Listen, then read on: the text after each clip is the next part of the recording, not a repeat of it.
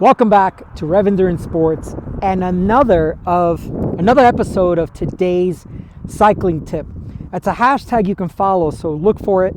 Today's cycling tip. Obviously, it's a hashtag, so no apostrophe S. All right, we're in Big Bear this weekend. We are now on Onyx Summit. Onyx Summit is 8,443, and this is pretty freaking amazing.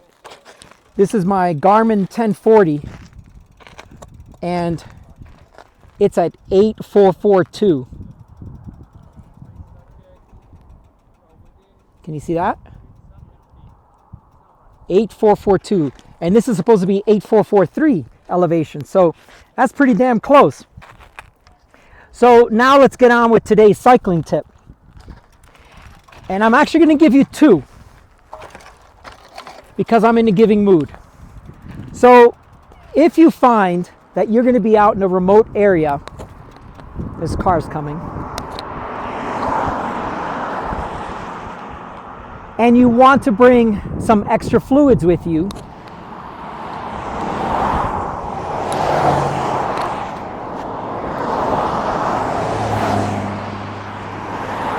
you could bring extra fluids with you.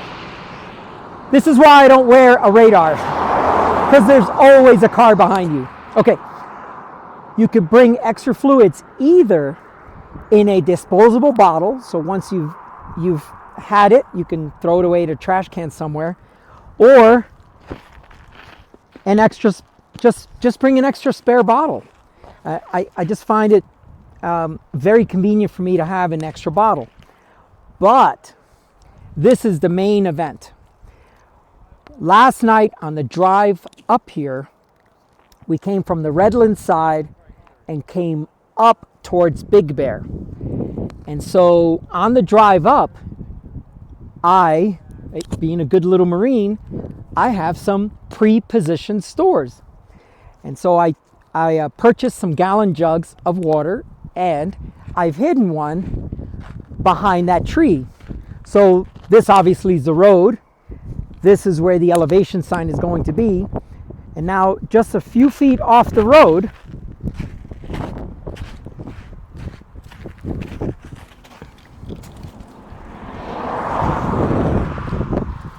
I'm gonna help my, oops, that branch just ripped my sunglasses off.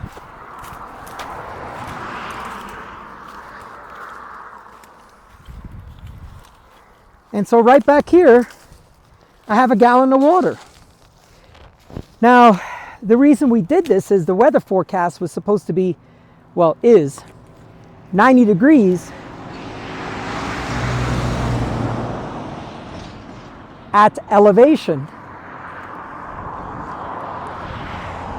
So 80 degrees elevation, it dehydrates you so much faster than 80 degrees at sea level. So I got this extra jug here.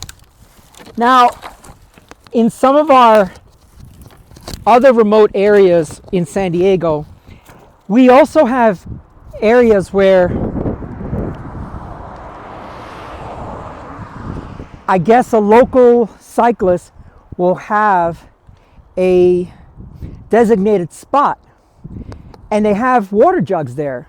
And then you come by, you're remote, so you use some of the water, and you drop money in the box. So just cyclists just looking out for each other. Maybe you could start that in your area, in your community,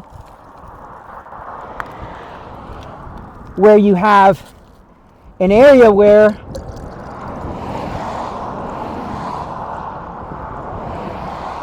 it's known that there are no stores.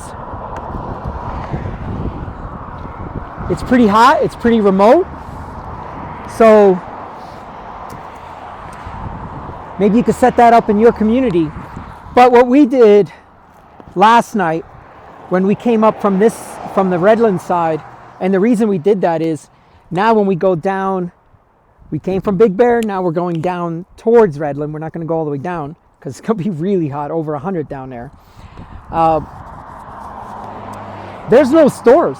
There's nothing. This is there's a 30-mile climb or more actually, depending on where you started from, to come up here. And there's a store 11 miles into that climb and then nothing for another 19 miles of climbing.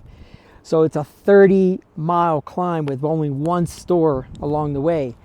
And so if you're only doing 8 miles per hour, you have to figure you're going to be climbing for at least 3 hours in the heat, no stores except maybe one. Yeah, you have to take care of yourself. So do something like this, put some fluids out somewhere on the course. When I used to run in a former life, I also used to live in a very hot area of San Diego called East County, lived out by Santee, and there was a Mission Trails park nearby. I would pre-position water jugs there, and whenever I went running, I just always had water on the course somewhere without having to stop at a store. So anyway, today's cycling tip was 2 of them. 1, either carry an extra bottle with you, disposable or an actual bottle, or 2, pre-position your stores, drive out on the course, maybe make it a community thing, your cycling club, and then you always have fluids on the course. That's today's cycling tip. Please like and subscribe, and in the meantime, we'll see you up the road.